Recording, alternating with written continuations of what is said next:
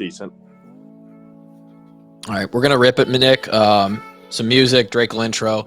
Kev said to start, and then he'll be in a second. So.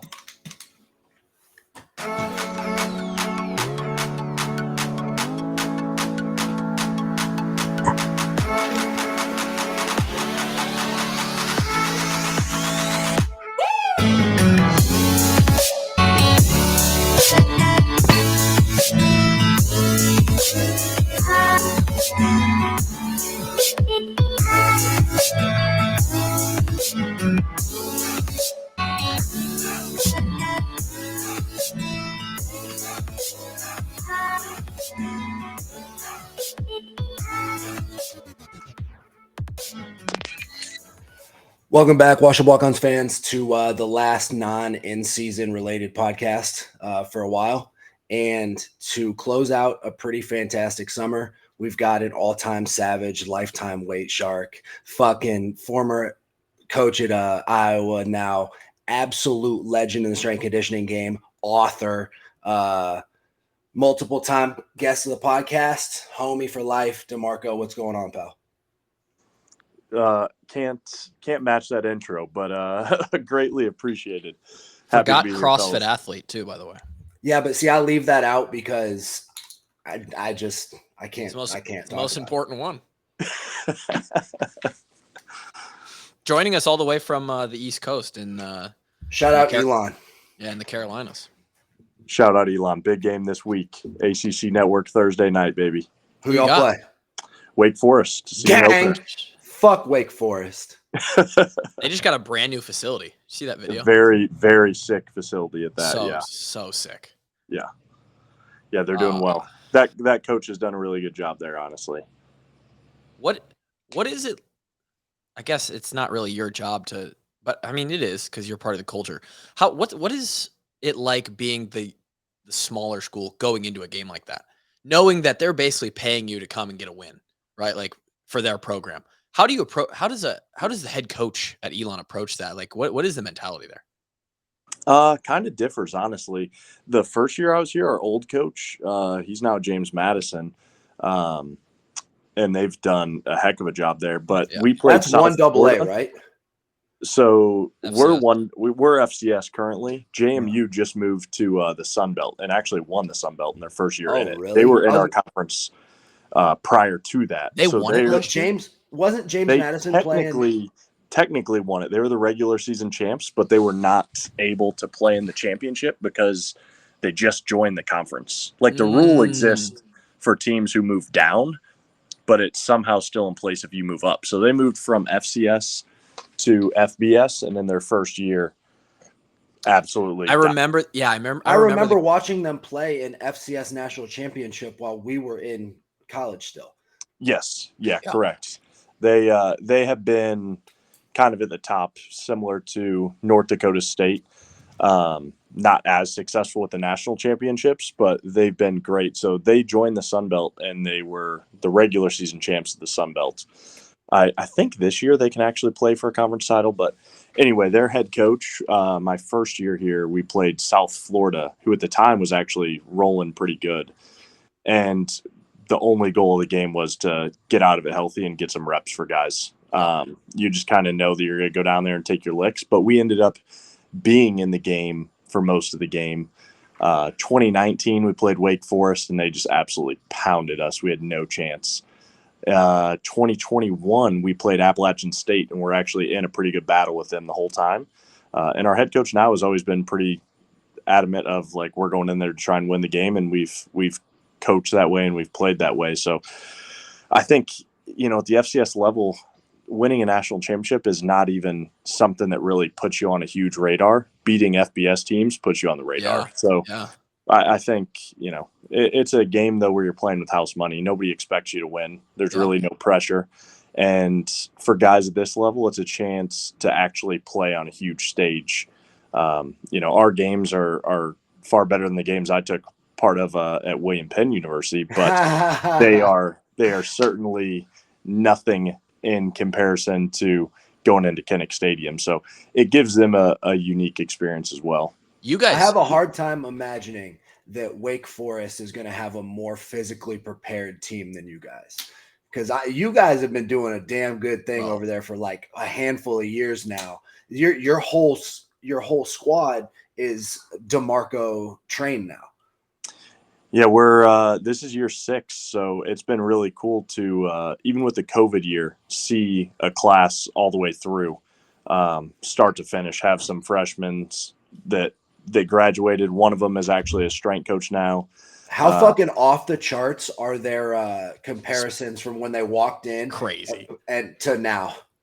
Huge. But you'll find that everywhere. I mean, yeah. you're getting guys around the end of puberty, and like you just hit a second puberty basically when you go to college and you understand what a free dining hall is, and you get exposed to strength and conditioning for the first time. I mean, things are gonna take off really as long as you don't get in their way. It's like PEDs, honestly. For sure. Doyle used to say you should go in there and smell the weights and get stronger. Yep. Virtually everyone should early in their career. But what I've been really pleased with is like you go somewhere and you have ideas of, okay, you know, at Iowa, we had our tiered program of the developmental card, Devo 2, advanced, and you want to go into somewhere and try and do things similar. But until you actually see a class through from freshman to senior or even a redshirt senior, you don't actually know if what you're doing is going to work long term. But seeing now 2 classes fully through where guys in their senior year are still hitting PRs on vertical jump, still hitting PRs on their 10-yard dashes, broad and that's jump. with their body weight being up 10, drastically. 15, 20%. Exactly. Yeah. And I mean, I think it's relatively easy to continue to gain strength in a 4 or 5 year window. But I think where most programs are probably missing out is making sure that they're actually becoming better athletes. Like it's easy to get those gains early on when strength is kind of that rising tide that lifts all ships. But eventually those strength gains don't just directly correlate to your vertical jump going up, running faster, and just being overall better athlete. So continuing to refine those things. And then obviously a huge marker is just keeping guys as healthy as you can too. Yeah.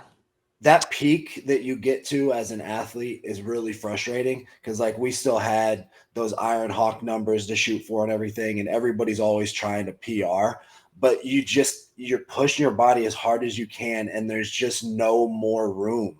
It's just not moving anymore. I still feel like I'm doing it every day right now. Yeah, it is. It's certainly easier when you get those novelty gains because, you know, everybody for any skill, you feel like a superhuman. Yeah. I mean, you know, everybody has some bandwidth of improvement that they can get. And early on, you're just getting exponential gains and you think that is going to last forever. And it just certainly does not. Not only because they get older and now they've been exposed to the stimulus and you start to like it's diminishing returns, but also they start to become more important as part of the actual football team. And for sure. You can't just, I mean, the freshmen during the season when we were playing are grinding. They're grinding. I mean, they are. So it's like, yeah, if you're not playing, you're getting stronger. It is an important point though that you made, like trying to not just make sure that guys are getting stronger, but more importantly, making them better athletes. I would argue there's probably a lot. God, it's unbelievable that it's still this way. But from what I can tell, there's still a lot of programs around the country where they're getting stronger, and it's not necessarily making them better athletes. It might be making them worse athletes in some cases because they're prioritizing the strength too much. Yeah, there's a huge percentage of strength coaches who live and die by the strength is never a weakness quote, which is accurate, that it is not directly a weakness, but when that is your whole pursuit is just get stronger in lieu of getting better tactically, technically, you know, physically and other markers other than just strength, you're going to have a lot of problems on the football field because the strongest guy is very, very rarely the best athlete on the team. You will have really freaky guys like your best vertical jump guys, your best 10-yard dash guys. There's some of those guys too. John Ross goes out and runs like a 4.2 or whatever. He's not the best football player in the world, But those things at least put you, there's barriers to entry for everything. You have to have a certain level of strength, certain level of speed to be a quality player. But those things do not make the entire thing go. Like, you have to have a lot more than that.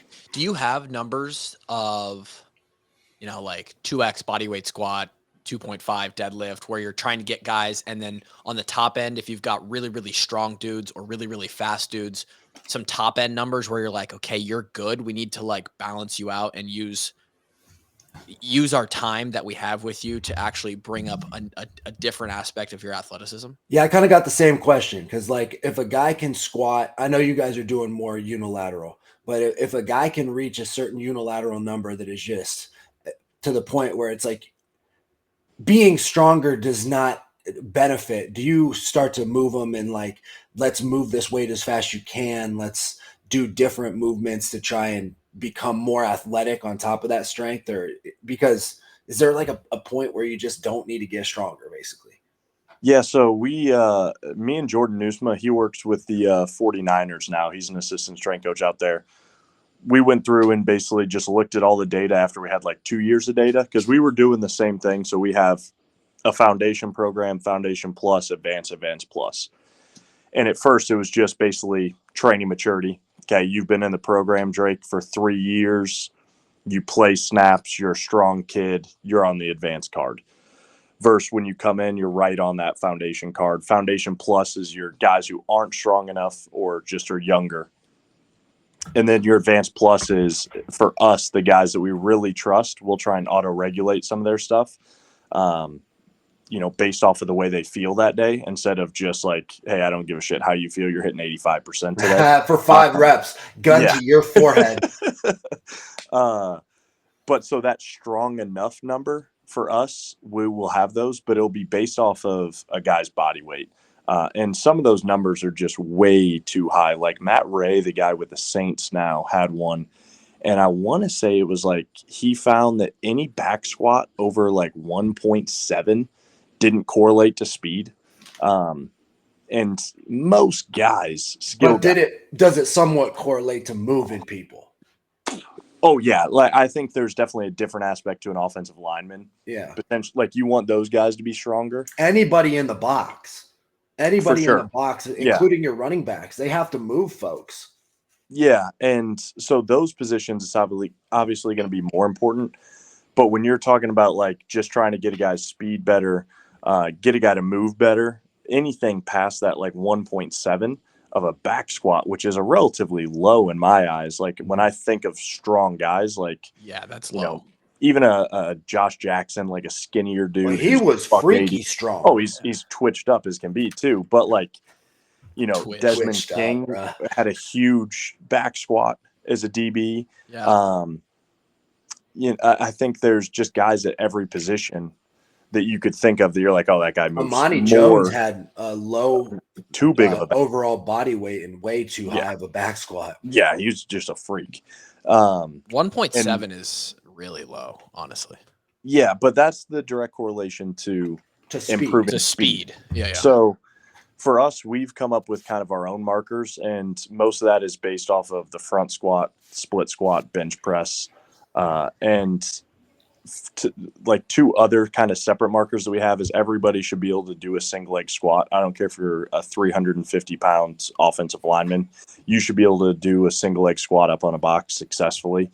And then everybody should do some variation of a pull-up, like a neutral grip, dead hang, chin over the bar. Don't care how heavy you are, you should be able to do those things if you want to have healthy shoulders, healthy knees, and just be an overall solid athlete. But as soon as they reach like a strong enough tier, they're probably going to be in that advanced group anyway. But sometimes you have to use your judgment. Like we have this kid, Kevin Burkett, who came in as a freshman and could have easily been on the advanced card. I think he was a miss by a lot of FBS programs. Came in, played as a freshman. He's like 300 pounds right on the dot when he got here, maybe 298. Close to a 9-foot broad jump, like 28-inch vertical as an offensive lineman. Damn. Moves really well for an offensive lineman. But he could have handled a advanced card day one. But then where are you taking them? That's kind of what we talked about. How are you still going to PR year 4, year 5? So he did our basic 1x20 program. He was in there with the freshmen. 1x20. Time under tension, baby. Yeah. Yeah. Just general. The most general thing, like the all-time quote that I fall back to is don't use a hand grenade when a fly swatter would do the trick. Like if you're a young 18-year-old kid, you're going to get strong with really basic shit. So there's just no reason for them to be in there busting out French contrast or accommodating resistance. But damn, is it fun? Yeah. And it looks good on Instagram if you're a high school strength coach, but it's not the best thing for the athletes to do. And so, a year later through that, he's well into 400-pound front squat, no problem as a 300-pound guy. I think he's hit 400 for like a cluster set of 6 this summer, like 415, somewhere in that range. But his broad jumps up over 9 foot. His vertical jumps up closer to like 32 to 34. And what's his body all weight? he did is insanely basic stuff. And, I would venture to say, just based off of the route that all of our other guys have taken to this point that have made it through things, he'll continue to improve by going through that kind of phased approach. But so he stayed on a foundation plus card his first 2 years, but now he's on our advanced card and same thing, still able to make progress year 3 in the program, even as one of your most advanced high responder guys immediately, and coming in with one of the highest floors out of anyone on the team. In those 2 years, what does body weight go up? He's like 318 now, and he just stays there. He doesn't really have any need to get 20 pounds. 20-pound increase is what, 7.5% body weight? Yeah, still a pretty good increase, and he went up 5 inches in vertical jump. That's getting explosive. And in the 10-yard dash, he's so the way that we run it, because I hate the human error element. So, if we're running it and I'm starting the stopwatch every time, like I don't know if you actually got faster or if I just was slower starting the lasers. So we set the laser up at 1 yard and we set the second laser up at 10 yards. So our times make no sense compared to anybody else's, but they're 100% reliable. It's a good time. It's repeatable. Yeah, it's repeatable. Like I'm not going to give it to an NFL scout and say, oh yeah, Kevin Burkett runs a 139. He'd be like, no, he doesn't. Like, I know he doesn't. He runs a 139 9-yard dash timed via 10 yards, which doesn't make any sense. But he is like top 15 on our team in the 10-yard dash as a guy weighing 318 pounds. Sheesh. It's incredibly impressive. I mean, that's an NFL player right there. Yeah, he's a guy that should have a shot for sure. What is like your metric for when you say strong enough? At what point do you say like this is strong enough? Going after further strength gains is just not worth the return on investment. Yeah, so we kind of covered that a little bit before we got on, but like if I had to put a firm number on it, like for the front squat specifically, I think if you're over 1.5, anything past that is kind of a waste of time. And that's probably too high of a number for a front squat variation. All the split squat variations that we do closer to like 1.25 times body weight, but we'll have guys, Cole Coleman, he was an undrafted guy to the Colts this year.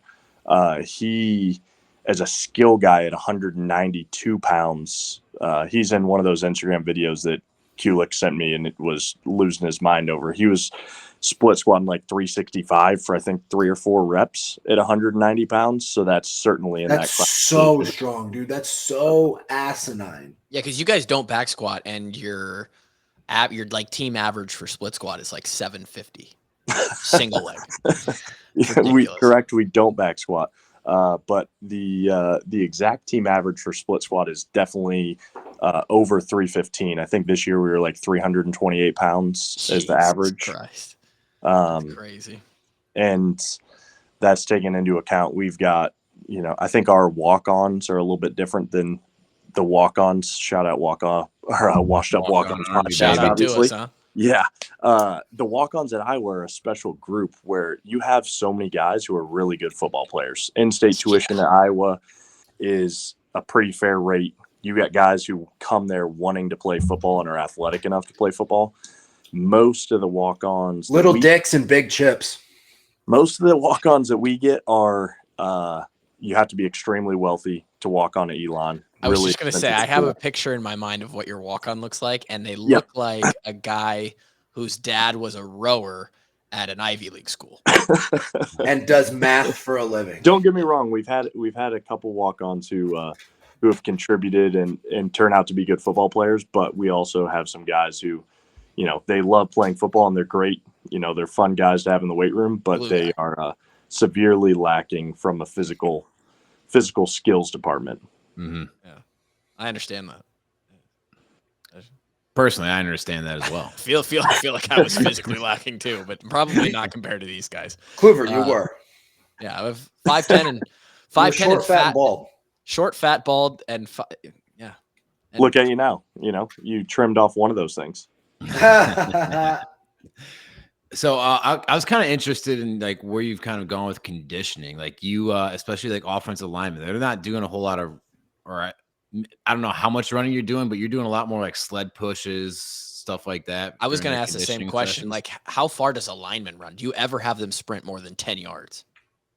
We do have them sprint more than 10 yards. We will do speed work. So like our typical setup would be for our skill guys and semi guys, anyone that's outside the box, max velocity is going to be a key speed day for us. So the number one predictor of a hamstring strain is going to be an inadequate exposure to high speed distance. So you have to get guys running fast and expose them to a good volume of high speed distance. And to us, looking at GPS data, a game, most of our skill guys are probably going to get like 250 to 300 yards over 16 miles per hour. So our main barometer that we want to get to in the summer is like 300 plus yards with adequate rest on their freshest day of high speed distance, and make sure it's done with good technical proficiency. On that same day, our linemen will still get some exposure to high speed distance because you don't want a defensive end or D tackle running down a screen play or just pursuing something 20, 30 yards downfield. And that's the first time that he's ran that distance. Yeah. No different than your offensive line, pulling, getting out on a screen, having to chase down an interception. You just never know what kind of situation that they're going to get in. But for any of our like true max speed, high intensity speed work, our linemen, we usually cap somewhere right around the 20-yard mark, with obviously a huge emphasis on that first 10 yards and getting out of their stance, and then moving an external stimulus as powerfully and as quick as they can. So ton of prowler work, ton of sled work for those line guys. And that's spilling the best into our way to condition as a lineman. I'm convinced of it. Yeah, so I think that was one of my Instagram posts. That or Elon Performance one this summer was kind of a glimpse of some of the stuff that we do with our linemen. And, if you're looking at any sport and you're just trying to work backwards from the game, okay, football is 4 to 6 seconds of play. You're going to get between 15 on a really, really short snap count, up tempo type team to a 35-second rest in between. Average, I think, is like 27 seconds. And average number of plays in a series is like 6 to 9. You're going to have 7 to 8 series a game. You're going to have like 75 plays. So you take that script and you can apply that to your entire football team. Okay, here's kind of some of the key bases that we need to check. Now, when you go to what actually causes fatigue for your skill guys, it's getting in and out of cuts. It's a ton of volume, ton of high speed distance. For your line guys, there's next to none of that. Everything is contact with another human. They're battling someone for that entire 4 to 6 second span, especially on a run play, even on a pass play. You're engaged with somebody else, and that is what is causing the fatigue. And anyone like Drake, someone that gets into the Brazilian jiu-jitsu or anything like that, any wrestlers out there know how exhausting it is to lock up with somebody and battle them just for a few seconds. Wrestling Tuesdays are absolute misery, dude. It's miserable. Wrestling is so hard. Yeah, so I think a lot of people are missing the mark when they'll go from spring ball, where you're practicing and you're battling the offense and defensive line, all the way to fall camp, where you haven't done anything engaged against another human as a form of conditioning.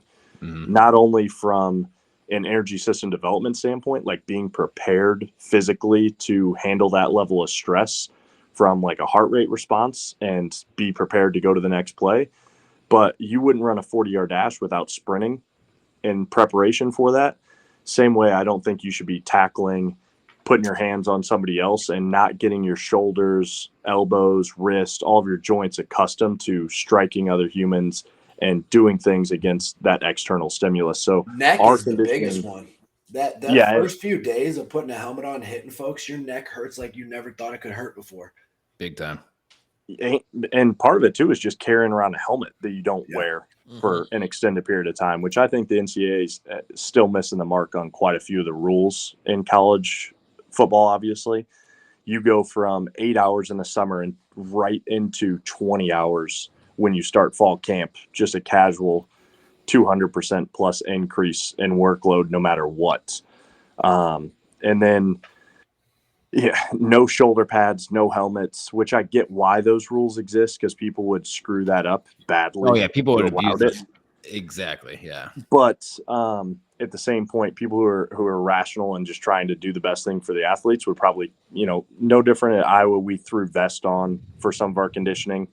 When you have the funds to do that, obviously that's one really smart way to do it.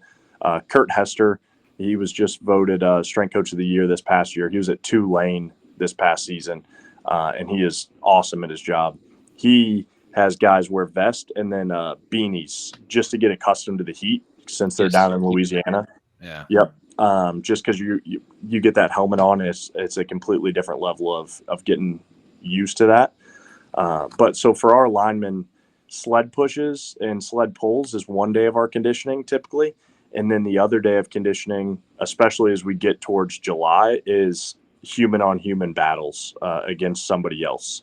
So shout out to mat drills at University of Florida. Did you see that?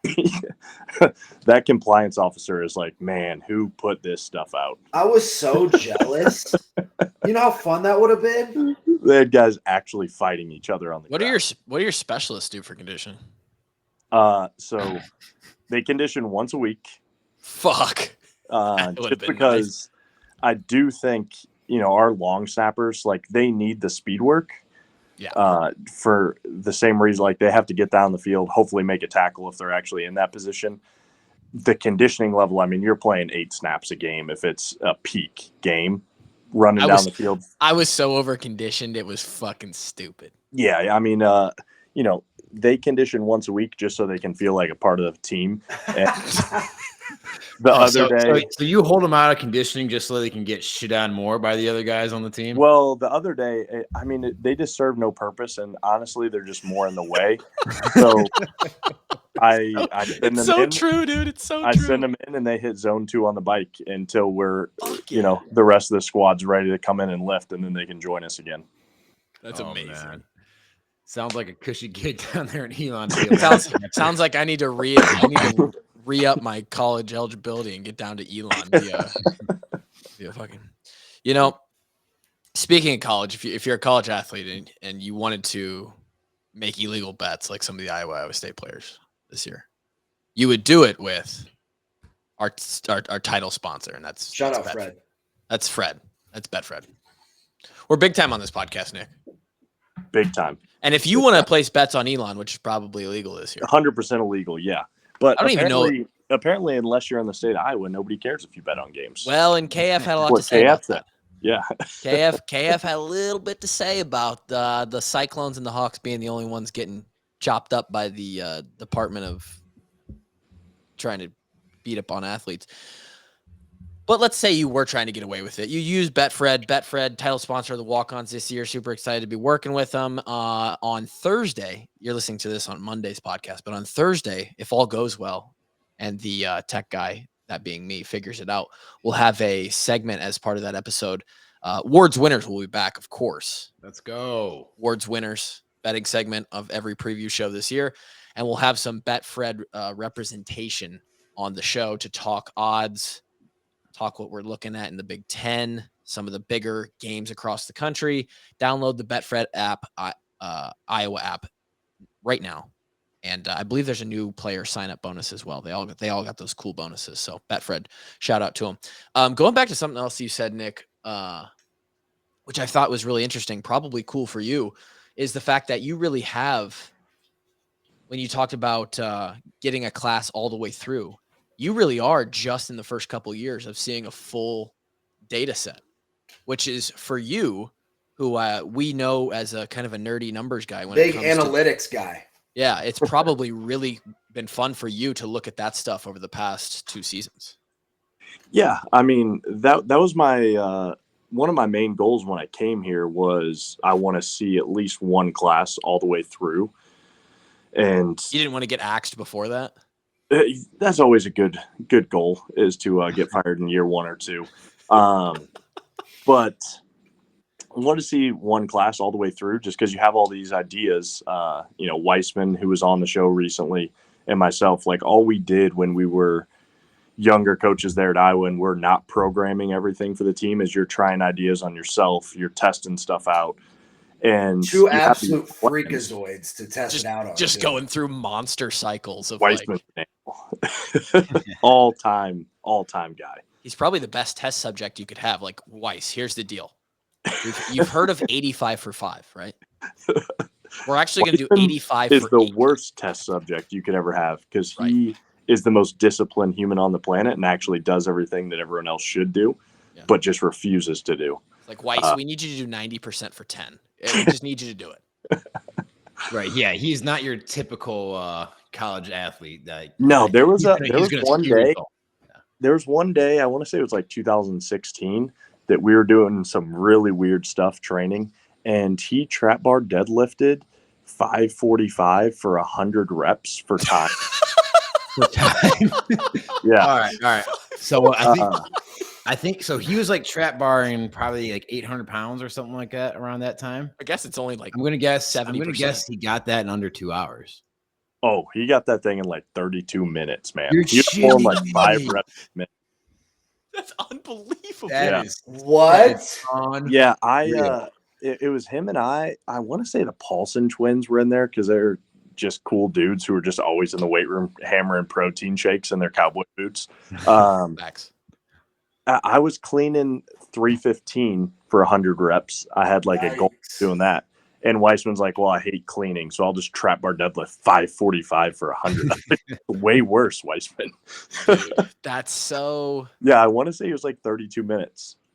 That's freaking incredible. Which most people will never touch that in their life. And I was just gonna say, so for the listeners at home, if you want to take, I mean, Weiss probably weighs what, like 230?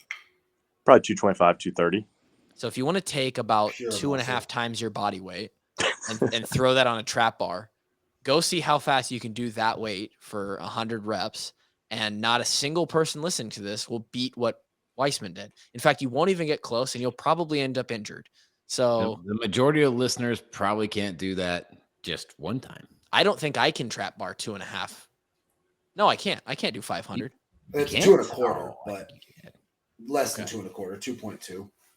I could. I might be able to touch 500. Not currently though, because right now I have the lower spinal of a 70 to 80-year-old woman.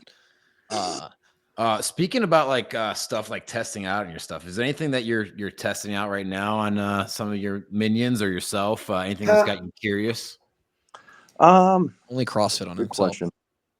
Yeah, for myself, I do not train to be an athlete anymore. Really, I will make some of my younger staff do stuff like that.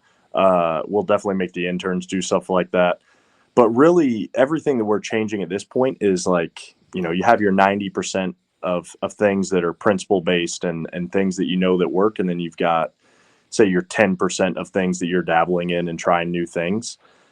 And most of that, like this year, we went away from all of our flying 10 work. So we used to be timing shit on lasers, just letting it rip. 30-yard build up, 10-yard fly. Guys just hammering it. Yeah. And guys absolutely love that stuff. What were they getting that 10 yards in? Oh, sub 1 second for sure. Yeah. If you're good. Yeah. Good. But we have like 30 guys plus on GPS. So to me, it's more when we're in the summer, we have everybody's miles per hour and we're tracking that stuff. So we got into a lot of like sprint, float sprint, just trying to get guys to run better, which I think is a huge missing piece and a big area of emphasis on why there's so many hamstring injuries in the sport of football. But getting a ton of everybody's running with their hamstrings. They're not using their hip flexors. They're not getting their knees up. They're just hamstringing it. Yeah, and I think poor mechanics is one thing. I think bad practice loads and just a mismanagement of how to handle camp, and then really just a lot of strength coaches not getting enough high speed distance in the off season. People are like, "Oh, we'll just run 10-yard dashes all summer and be good to go." Like, no, you won't. You're just going to have, you could have 0 hamstring injuries all summer and then get to camp and have 6 hamstring injuries and pat yourself on the back. Like, oh, we did a good job because nobody got hurt all summer. Like, your job's to prepare them for camp and for the game. So you still miss the mark. But I think that's one thing is just trying to push the envelope. You can just blame the head coach for having too much volume that day. We had that. It could be the case, to be fair. But, you got to do everything that you can to separate the athletes and prepare them.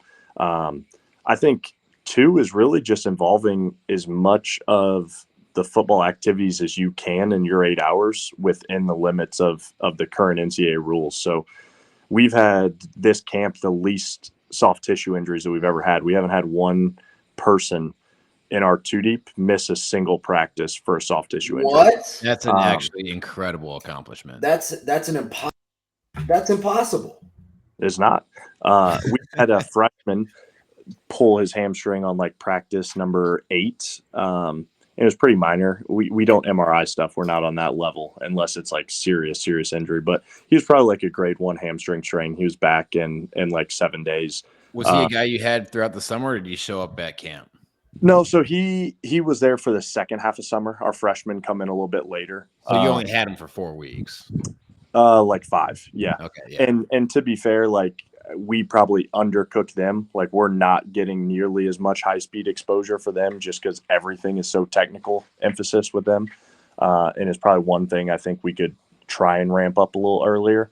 But they also just get less volume because it's pretty rare that you're going to get a ton of guys stepping in as freshmen and being massive contributors. So I think a huge part of that, though, is how much of the football stuff that we've involved. So getting the player-led practice stuff in there, the indie with the coaches, and just getting them exposed to as much football as possible and building up those volumes throughout the week has been a huge thing.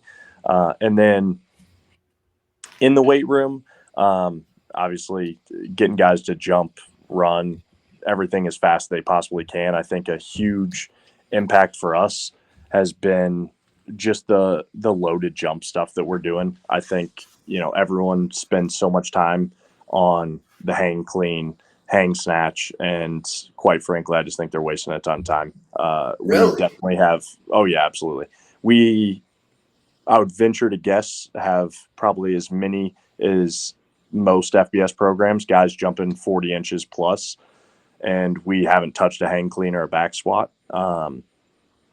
I think the loaded jump stuff that we've been doing, and this is the first summer where we had like Tendo units like we've had at Iowa on all of our racks for our advanced guys, and that made a huge difference. And then getting into some auto-regulated stuff for those guys now that we have the technology to do so, because we redid our weight room within this past year, has been huge. And those guys ended up with less volume. But a guy, Eric Corum, he was kind of one of the leading guys on like the whole high performance idea. He brought GPS really into the fold at Florida State back in the Jimbo Fisher era. Shout out to it, those crooked bastards. So he was way ahead of the curve, but he actually did, when he did his PhD, he did a research study on auto-regulated training. And they basically took anyone that opted in and went by how you felt that day and you felt good, let it ride. You know, you could hit some extra open sets. You could push the envelope on those days. If you came in, you didn't feel as good, you would try and listen to those guys a little bit and back things off, adjust the training. And that group ended up doing, I want to say it was somewhere around like 82% of the volume of the other groups, but had like insane increases over that group through that auto-regulated method. So installing some of that for our older guys, I thought was really helpful this summer. And I felt like we did less than we've done typically with those guys, less volume in a lot of cases, but accomplished a lot more during that time. So how do you do that then? Do you have like a preset card? Like, hey, this is if the guy's feeling A+. So we, or if you're coming feeling like, hey, coach, I'm sore, I'm not ready to go 100%. Like, I got a different card for you that day or something, or you just knock off percentages. The easiest thing to do is just prescribe a speed. So, like, if you're looking at things that are going to be linked up, let's say you're coming in and it's we got 75, 80% today for 5x5, some basic outline like that. Instead, for the advanced group, you could say, hey, we have 5x5 at 0.75 meters per second, or 0.5 meters per second would actually be a better comp to that percentage. But you're going to have percentages that align really closely with speeds, and you're going to have speeds that align with the quality you want to train. So say the focus is power. Like we want to be between 68 and 72% ideally. But what is that speed? It's going to be somewhere from the 0.85 to 1 meter per second. And so if I just prescribe that speed, like 0.9, get there, and I give them a percentage that's probably going to correlate to that. But Drake's building up and he feels terrible. And so he ends up down 20 pounds from where he was supposed to be, but he's hitting the stimulus of the day. Like he's still getting what we wanted. Versus you walked in and you got 9 hours of sleep. You come in, you're just feeling fantastic, just bang down a C4, and you're ripping 1 meter per second at that weight. Then for you, okay, hey, bump up 5-10 pounds because we want you at this speed. And you might end up getting in throughout that session an extra, let's say 250 pounds of load volume on the day than you were expected to. Drake might have got the exact opposite, 250 pounds less. But you both accomplish the exact same goal. And it's just so fluid, especially with an older athlete. You guys know if you come in season, it's like, hey, you got to hit 85% today on clean. That shit feels like 98% some days. Oh, yeah. And, you know, I think when you're a younger athlete, there's a certain part of just discipline, doing the right things, and you really shouldn't be as banged up of like, I don't really give a shit how you feel. You're going to go ahead and hit that. Versus with your older guys who you really trust and you know that they're coming in with the intention of, I want to get better. They're maximizing everything they can to get better. We want to listen to how they feel and really maximize their performance long term. I think that that's probably the best way to go. And we use Team Builder, which is like a software instead of the Excel cards. So like when you guys go up, you log into your rack and it has everything on there. It'll have the speed, etc.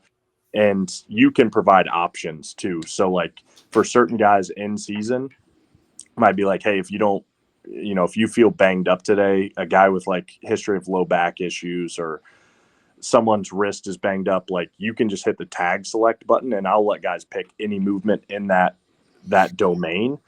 And as long as it's accomplishing the task that we want to get accomplished from it, like I don't give a shit if they like that exercise better than the other one. And it's a guy I really trust, and it's the time of year where that makes sense. I'll let them pick what movement that they're going to do. That's awesome. Yeah, really, dude. Working on some RPE type shit. Definitely requires a mature athlete, though. Like, yeah, which is with the first year, second year, maybe some third year guys too. Our advanced and our advanced plus programming, there's really not a tier to it. Like it's the exact same. Like we might have a 5th year senior who just stays on the advanced card because they aren't high enough character guy who I'm like, hey, he's all in. He's going to do the right things. He's just a great athlete who's good at football. He's going to stay on that card. First, our guys who I know that they're really high character, they want to get better. They've got good habits. I'll switch them over to that card because I know I can actually trust them. And that has to be a huge piece when you're getting into things like that. Because if you have a guy that does shit with really bad intent, it's not going to get any better with that auto-regulated method. Are more people adopting this data? Because it honestly sounds pretty awesome. I think it's kind of hit or miss. I think Alabama kind of set back strength and conditioning for like years when Scott Cochran was there. Everyone just wanted to hire guys like him who were just raspy voice yelling at dudes and had no clue what they were doing. They all wanted a team full of 5-star athletes. That would be great too. But what's crazy is, they're the first team that really made the change when they hired Dave Ballou and Matt Ray from Indiana. Yeah. And they start implementing all this stuff, and their injury rates are going down drastically. They kind of rise back up, and now Georgia's overtaken a little bit. But I think they were one of the teams that realized, and like props to Nick Saban, a guy who's on top of the game, for realizing, hey, this is kind of a missing piece in what we're doing. And I think there's other teams like that. Our baseball guy actually is going to the University of Virginia, who was just in the College World Series, and they're one of the top 6 teams in the country. And they kind of realized that a gap for them is somebody who doesn't understand the science side and the modern era of what performance should be, and are making changes. And I think you've got schools like that all over the country where they are really adopting and trying to maximize that area of performance. And I think it's a huge edge, but also you can't be naive enough to think like the school that gets the best recruits year in and year out and has the best players typically wins at the highest rate. For sure. Yeah. But there's a reason schools like Iowa and other small, quote unquote, small schools who aren't getting these big recruits. Like every year Iowa's putting guys in the NFL, you're investing in other areas. Like I think in 2015, we led the Big Ten in nutrition budget. I want to say we spent like $3 million or something. Hell yeah, we did. Compared to everybody else. And that's, everybody's looking for a way to find an edge and improve.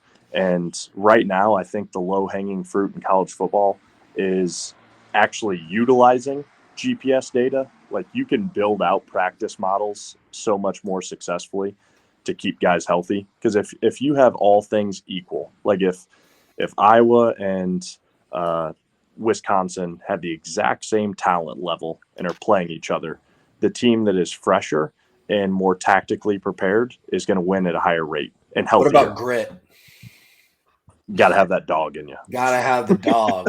Gotta have the dog. Need a bunch of dogs. Yeah, I think in the NFL, that's a huge thing now too. I think there's like a stat out there that said like the team with the lower injury rate wins. It was like 60+% of the time, We need to get you one of these shirts, Nick.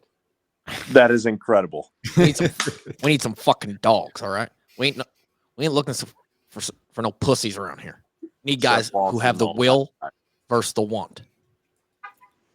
All-time king. I got a question for you. Is there any people that you or I don't? You don't have to say any people, but is there any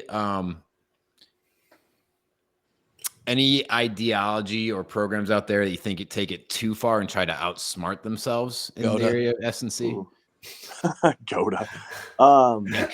Fucking idiots. Honestly, in the world of college football, I don't think that there's too many people in that area currently.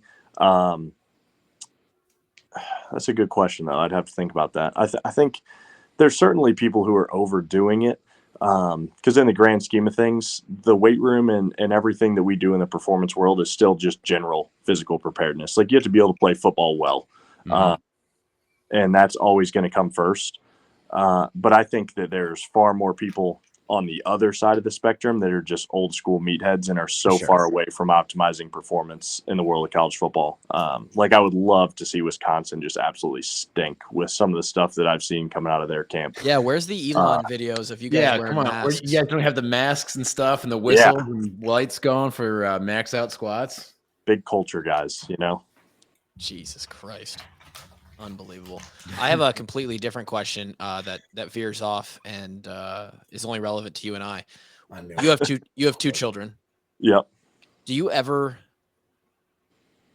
like, as they grow up and you start to see them, like, I watch my daughter just like in squat positions and I'm like, oh my God, ass to grass, like, cause kids have unbelievable mobility and shit. As a parent, are you like excited to have all this knowledge and like just not like Are mold your them. kids going to be test subjects? They're like you're always going to have the perfect like biomechanical feedback for your children as they start.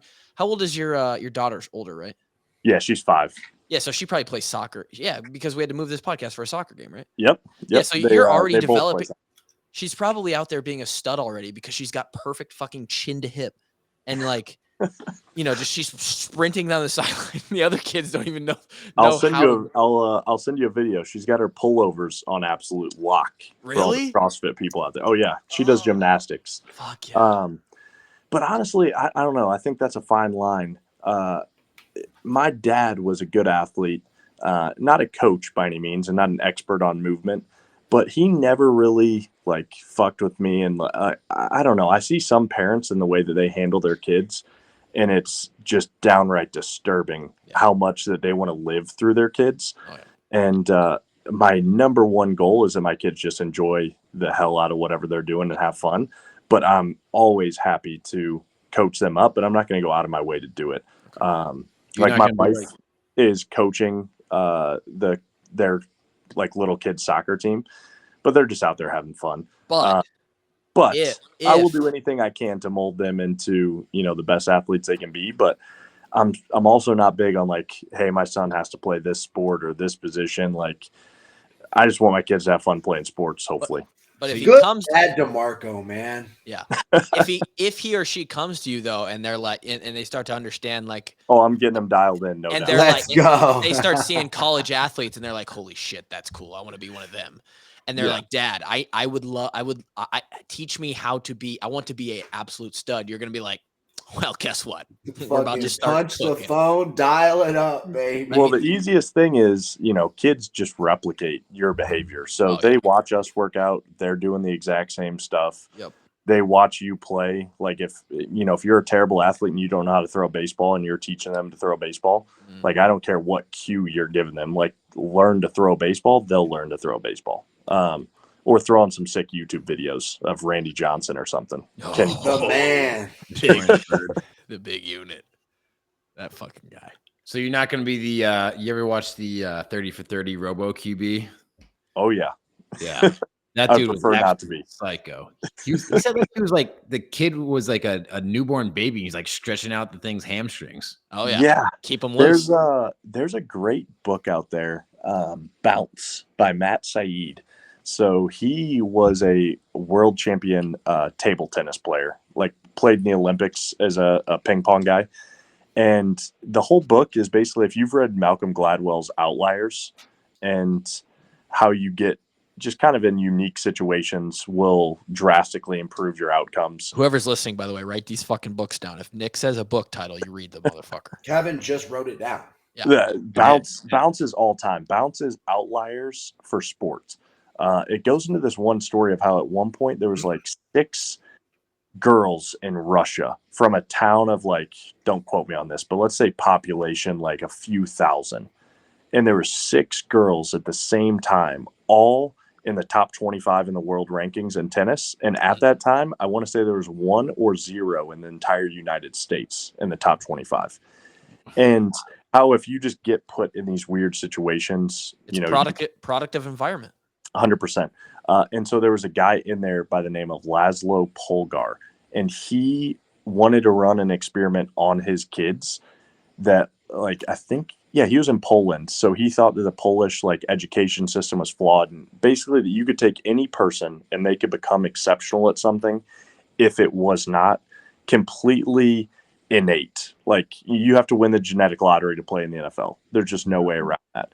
So he picked. Well, I wouldn't say that's true because Jake Gervais is out there just signed with the Vikings. True. I mean, that fucking guy. Yeah, some guys can make it with a little grit, but still, even though I'll crack on Gervais 10 times out of 10, he's athletic. Relative to most people, he still has more than 99% of people. Yeah.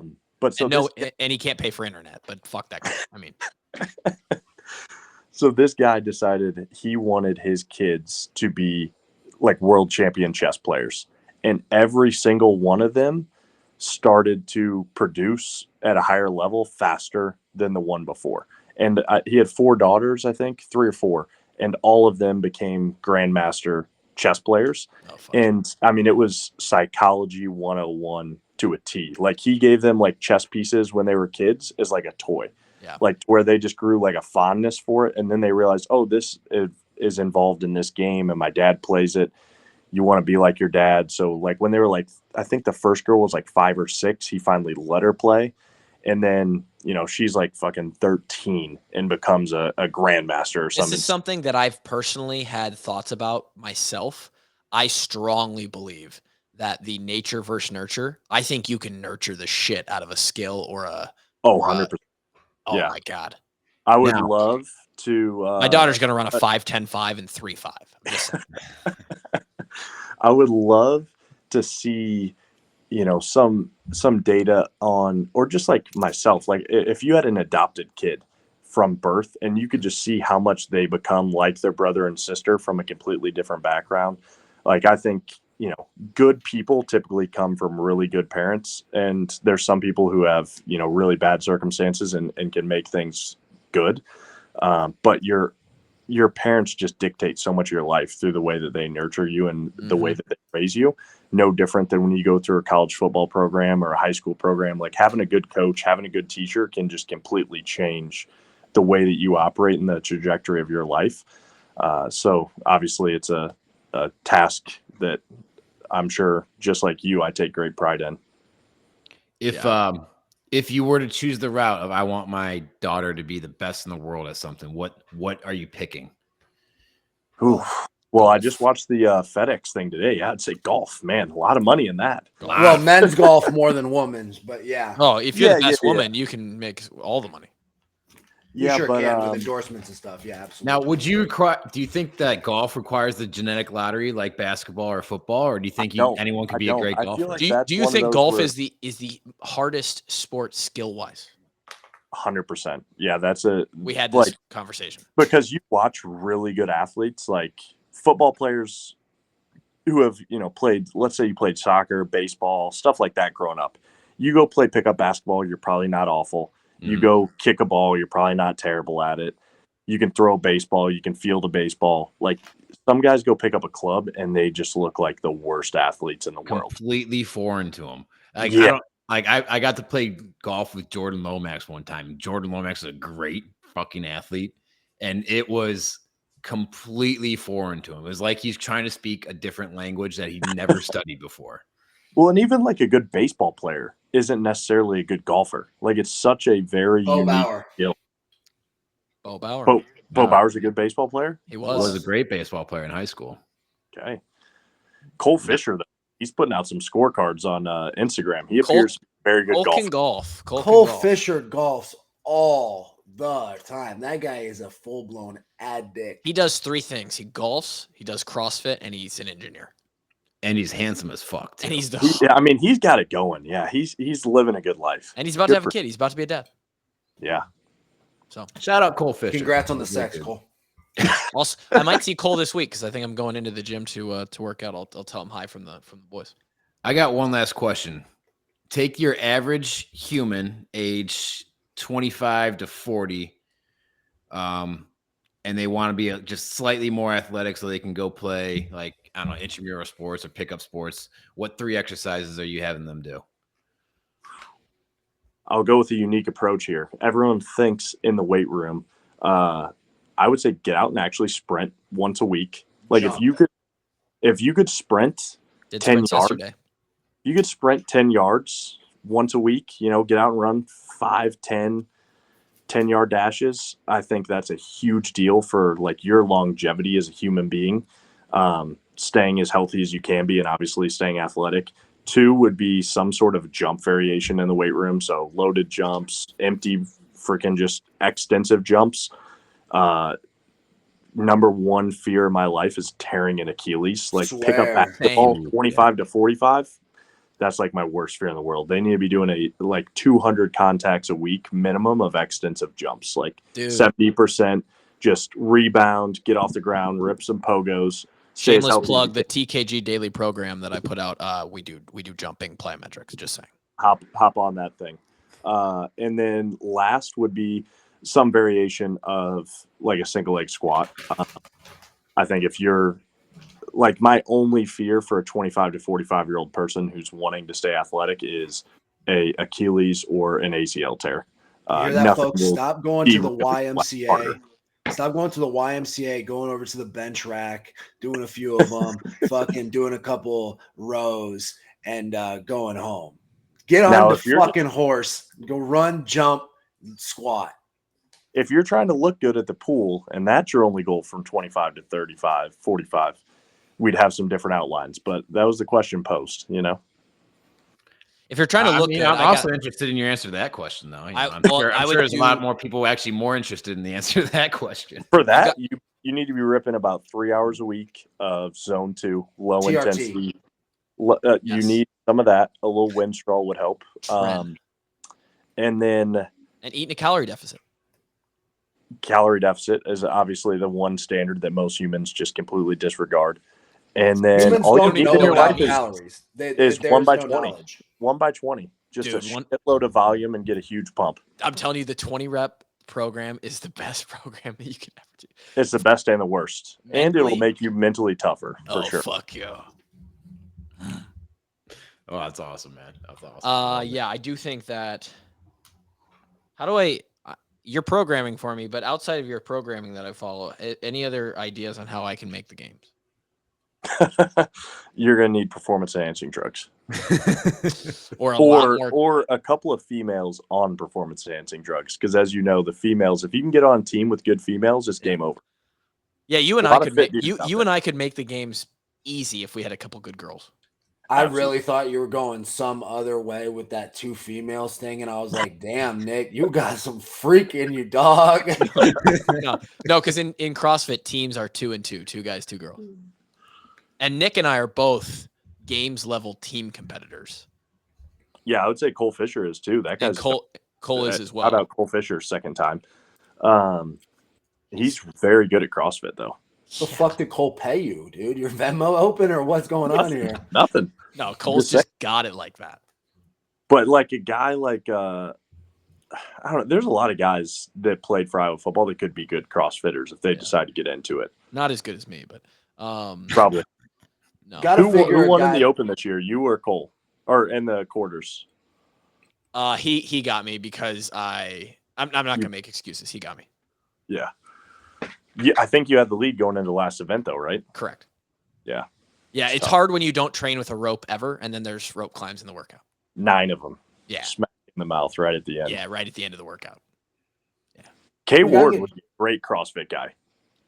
Yeah, it's just not for me, dog. He's an all-time conditioning guy at Iowa. Conditioning guy, we'd have to open his mobility up a lot. Yeah, the mobility's a little restricted for sure.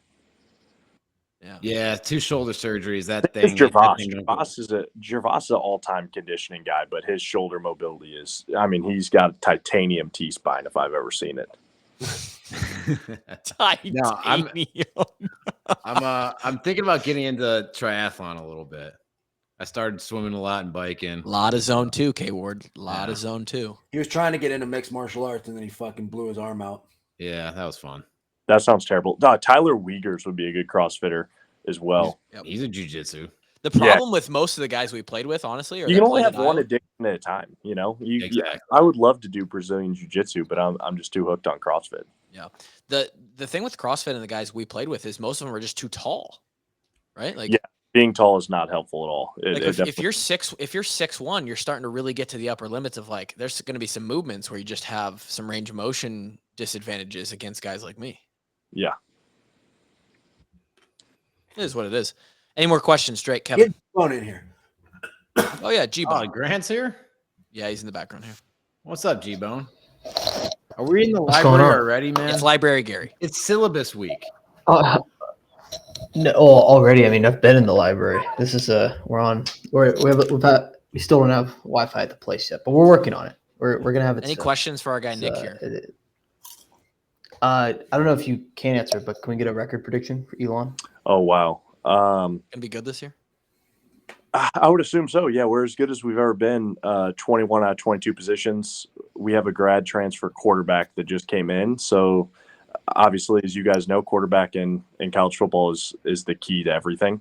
And Last year, the guy that we had, he made it to a couple mini camps, has had a few tryouts. And so, we are a very, very good team because you have a good quarterback and you had a good surrounding core. Just hard to gauge because you don't know how good anyone else is going to be. But I'd say probably, hopefully an 8+ win team and make the playoffs again, similar to last year. Okay. Yeah, there we go. All right. How do you like the playoff model, by the way? Do you think that's where the FBS love the playoff model? Think that is where the FBS should go because nobody cares about the bowl games. Like nobody wants to play in the Bahamas Bowl, except you just get to go to the Bahamas, which is kind of sick. Yeah, I'm about to say, I remember when we went to the Pinstripe Bowl. Like nobody wants to go to New York and play in the Pinstripe Bowl. It was on a baseball field in tennis shoes. Like that was a nightmare. that was a damn right, like criminally negligent to make us play on that field. Yeah, that's just for money, and nobody cares. I don't know. I don't like those games. I think the playoffs mean more. The only thing that stinks in the FCS is it's just too poor. So it's like a bidding process. So I think they've changed it a little bit this year to where they're going to actually seed the top 16 teams, but it's a 24-team playoff in the FCS. Wow. And 8 teams get a bye. So you're a top 8 seed, you get a bye, and you're at home all the way through until the national championship. Unless you end up in a 1 versus 2 your side of the bracket scenario. But then 9 through 24 just get thrown in to a 16-team playoff week 1 while the top 8 get the bye. And that is based off of bids. So like, let's say Delaware was one of those teams last year. They had a pretty high bid that like got them into the playoffs potentially. Like they might not have been in if they didn't bid so much money. And then they buying their way in. Holy shit! Kind of. I don't know. Wait, it's a weird what? process. There's a whole article. You can be a losing team and bid. No. They were a winning team, but like they were on the bubble, and like if you're on the bubble and you have this huge bid, and it's like, oh well, we can make X number of dollars more if we pick them. I don't know, kind of a weird situation. There was like this whole article on that last year. Do like the schools themselves have to basically fund the playoff process then? Is that what it has to do with? So we, as a school, put in a bid for if we wanted to host because the media dollars aren't there or something? So we finished the year last year 11th in the country. Furman is who we ended up playing in the first round. They finished the year 10th in the country. So we had 2 of the top 4 teams, or I guess 2 of the top 3 teams of the 16 playing that opening weekend playing each other because we were regionally close to each other. So it was a bus ride instead of a flight, so it's cheaper. And Furman hosted the game because they bidded more money than us. Versus Delaware, who we beat by like 30 points the second to last week of the season, hosted a home game against a non-scholarship conference champion and waxed them by like 30. Jesus. So yeah. That's not exactly. Do I think it matters? No, because the top teams are probably in that top 8. Whoever's going to win the Natty is probably there, but you'd love to get a little bit further in the playoffs and make a run, obviously. So I think it's kind of a weird system just because there's not money there. But the FBS, I mean, there's so much money involved. It makes no sense not to have a huge playoff. Like everybody would want to see these matchups, even if it's March Madness is one of the coolest things in all of sports. 100%. There's an upset every year. Like, even though in football, I think it's harder to get an upset, like every year there's an FCS team that beats a FBS team. Every year there's like random matchups where a team wins that shouldn't have won. Like that stuff is going to happen, and it would be much more exciting television than throwing on ESPN3 and watching New Mexico State and somebody else battle it out. And I'll tell you what, though. Oh, Kevin dropped out there. I don't know where he went. What happened to your mic, Kev? I don't know. We cannot hear Kevin. He just dropped out. His fucking computer decided. We good? Yeah, you're on your there he is. Freaking Gervais internet strikes again. I was about to say, you put enough money in the Betfred app, load up on one of them Bahama Bowls games. It gets just as exciting as any national championship. Tell you what, that Betfred Iowa app could make a lot of non-exciting games all of the sudden. You got your mortgage payment riding. I did see last night USC cost some people a lot of money. I heard that. But who bets 35, dude? Some guy bet $6,000 for like a $600 payout. I saw. Mm-hmm. That is like you're a degenerate at that point. Yep. I think they call that money laundering. Yeah. Money laundering. Yeah, I think I saw a bet. There's a ticket out there, $75,000 to win 300. Alabama just money line over like I don't know who they're playing, Mercer or something like that. Or hey, it's a free $300. Yeah, but it's a risky one.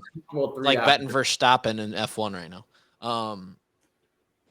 Well, Nick, we could talk to you for about 6 hours, and probably not good to do that because I'm sure you got to get up and run some advanced cards tomorrow morning or something like that. So, just got my own training tomorrow and a little practice. It is a Wednesday practice for a Saturday game, basically. Weird schedule this week with the Thursday off. Some Badger ISO snatch tomorrow.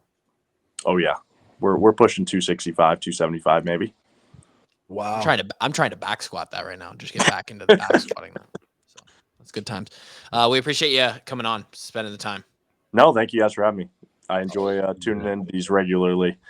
Sad that I had to follow a legend like Weissman though. Can't outdo that guy. I don't know. This is a pretty sweet episode. You're right. It is hard to outdo Wiseman in anything, but it was just a legend. Yeah. He actually mentioned it. He came down and worked out with us last summer and like stayed with us for, I think he was here for like 3 days, watched a couple lift groups, but he came and popped in, and these dudes at the gym that I go to are like, who the fuck is that guy? Like, what the hell does he do? And I was like, dude, you think you know this Mark Weissman guy's an animal in this gym? I sent them his highlights at Iowa. They're like, this guy is a legend. Yeah, he's one of those guys where like even dudes who are dudes, he's a dude. Get into a group of people and you're like, he's actually an alien. Like there's aliens out there. When the FBI just released that we have confirmation that there's aliens, the article is just about Mark. If you just read the article, it's just about Mark and his upbringing. So it is what it is. Episode 449 of the podcast, last one of the off season because I'm counting Thursdays as the first one of in-season pod. We'll be previewing Utah State, and we'll go from there. Anything else, boys? No, man. Good luck this season, Nick. Dimarco by $1 million. Go Elon, dude. Elon by a fuck. Elon, the Phoenix. Elon Phoenix. Oh yeah. Swear. By $1 million. That's the shout out to Phoenix, baby. Oh yeah, go Phoenix. And all go right. hard. Everybody listening, thanks for tuning in. We'll talk to you next time. Until then, peace. Peace.